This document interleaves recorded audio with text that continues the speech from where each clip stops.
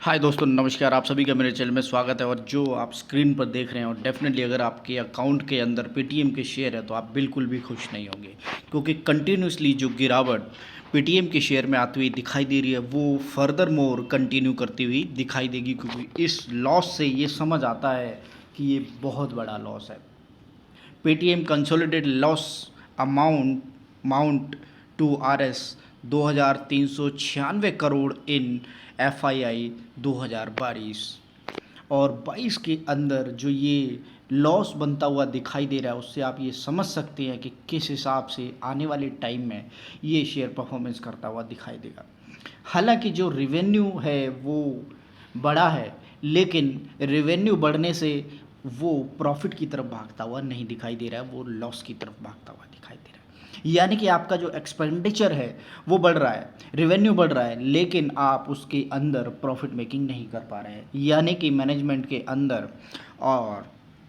आपकी way forward जो techno है उसके अंदर कोई वीकनेस है, जिससे आप एक अच्छा अमाउंट नहीं बना पा रहे हैं। और यही रीज़न है कि पेटीएम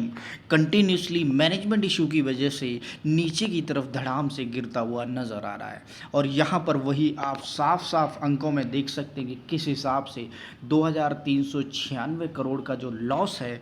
वो FII 2022 के अंदर बनता हुआ दिखाई दे रहा है। और इस हिसाब से आप समझ सकते हैं कि कंटिन्यूसली जो शेयर धड़ाम से नीचे गिरते हुए नज़र आ रहे हैं पेटीएम के, उससे ये एक सिद्ध होता है कि जो बड़े बड़े मार्केट के फाइनेंशियल्स हैं, रिसर्चर हैं, उन्होंने ऑलरेडी देख लिया था कि पेटीएम के अंदर वो दम नहीं है जो वो और मैनेजमेंट के अंदर ढूंढते हुए दिखाई देते हैं। और डेफिनेटली मैनेजमेंट ही डिसाइड करती है कि किस हिसाब से आपके शेयर के अंदर दम बना रहेगा। और यही रीज़न है कि अभी तक पेटीएम के अंदर ऐसा हो नहीं पाया है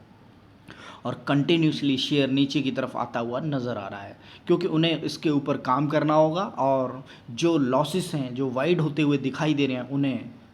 नैरो बनाते हुए बहुत कम करते हुए प्लस की तरफ जाना पड़ेगा। और अभी जिस हिसाब से स्थिति है तो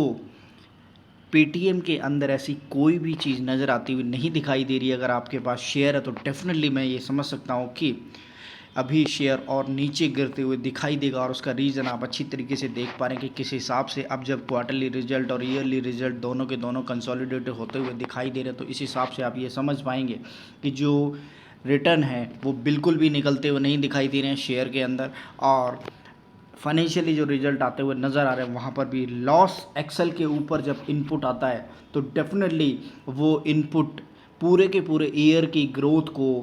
ख़राब कर देता है। और यही रीज़न है कि यहाँ पर जो पेटीएम के अंदर जो कंटिन्यूसली जो नीचे की तरफ लो चलता हुआ दिखाई दे रहा था वो दोबारा से कंटिन्यू नीचे की तरफ ही चलता हुआ दिखाई देगा, ऊपर की तरफ नहीं।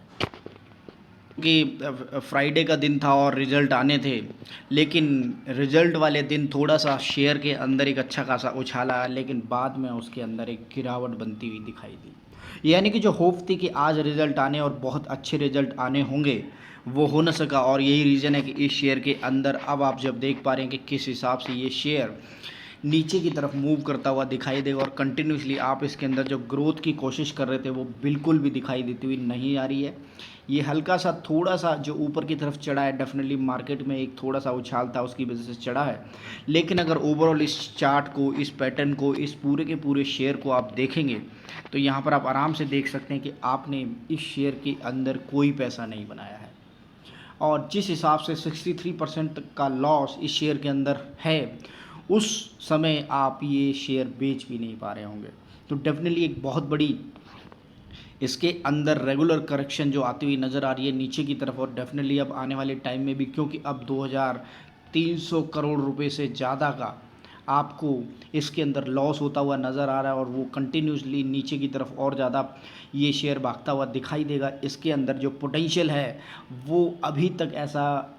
टेबल के ऊपर, चार्ट के ऊपर और फाइनेंशियली रिजल्ट के ऊपर नज़र आता हुआ नहीं दिखाई दिया है। और कंटिन्यूसली अगर आपके पोर्टफोलियो के अंदर ये शेयर है तो डेफिनेटली ये निराश करने वाली है।